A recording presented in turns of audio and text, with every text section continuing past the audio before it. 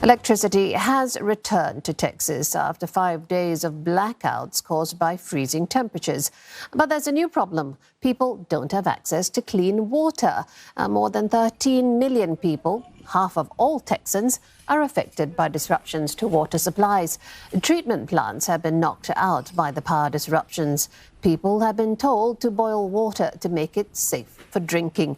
Texas is battling unprecedented winter temperatures of minus 18 degrees Celsius. Nearly 24 deaths have been attributed to that cold snap. Anger is now growing at State Senator Ted Cruz, who disappeared during the crisis. He had headed to Cancun for some warmer weather. What this is about is a man who's not interested in governing. He's interested in tearing the government apart. This man took his family to Cancun for a vacation while people were freezing, people's water was cut off. And after a couple of days, after the girls being really cold, it being in the teens and the 20s outside, our girls said, look, school's been canceled for the week. Can we take a trip and go somewhere warm? And Heidi and I, as parents, we said, OK, sure.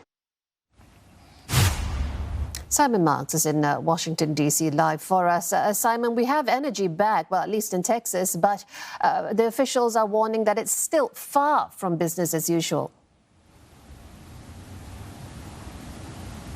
Yeah, absolutely. I mean, in Houston this morning, people are waking up, 99% of them, with power back in their homes. But across the state, the operator of the electricity grid, which sits independent of the national grid in the rest of the United States. Texas is unique in that regard.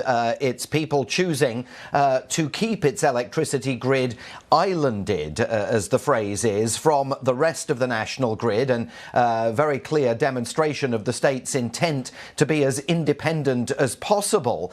The grid in Texas is still operating on emergency conditions because the operator says it's worried about the prospect of more bad weather causing further issues in terms of power supplies. So this has been a very complicated week for people living in a state that traditionally express a tremendous degree of self-confidence and about nothing more self-confident than energy supplies itself, because remember, Texas is very much the oil capital of the United States, processing on a normal day 4.5 million barrels of the stuff. If there's one thing that Texas thinks should be secure, it's energy supplies. And of course, Texans have discovered this week that their infrastructure is not as robust under these kind of weather conditions as perhaps most people there had imagined it might be. Simon, how are people getting access to this very basic necessity of clean drinking water at this point?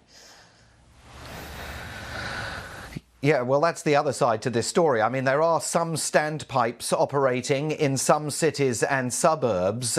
They have access to running water. They're being told in many parts of the state that they've got to boil it before consuming it, which is another blow to that self-confidence and self-esteem that Texans traditionally project to the rest of the world. The federal government has sent more than 750,000 litres of water to Texas as a result of President Biden's authorization of a federal emergency declaration. More will be heading there soon. But the fact that the state's water treatment plants have been laid so low by all of this is also stoking calls for a full investigation of the state of infrastructure in the Lone Star State once this is all over. And it's projecting to the wider world a sense that even in one of the more robust parts of the United States, there are some chronic problems with infrastructure that this country is long overdue in terms of addressing. And we heard just a few moments ago Senator Ted Cruz give us the background and some understanding of the anger surrounding that. Well, there's absolutely intense fury. I mean, he had people outside his home last night calling for him to resign. And remember, this is the same Ted Cruz who within the last month had been trying to subvert the outcome of America's democratic election, trying to prevent Joe Biden from becoming president of the United States. An absolutely astonishing own goal. The idea that any senator elected to the United States would flee his home state in the middle of a storm and head to a popular Mexican beach resort and then have just no understanding of the utter fury that that was going to kick off among his constituents back at home is simply jaw-dropping. He insists he's not going to resign and says that he now wants to play an absolutely prominent role in investigating the difficulties that have beset Texas over the last week. But he's never going to escape political